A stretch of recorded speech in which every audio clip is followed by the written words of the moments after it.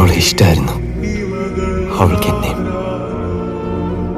നിങ്ങളൊന്നിരുന്ന് സംസാരിച്ച് തീരുന്ന പ്രശ്നമല്ല പറഞ്ഞു ഇവിടം വരെ കൊണ്ടെത്തിച്ചത് അല്ലേ?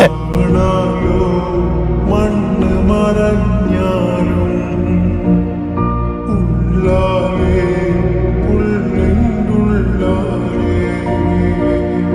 താരങ്ങൾ പൊലിയുന്ന രാവുകൾ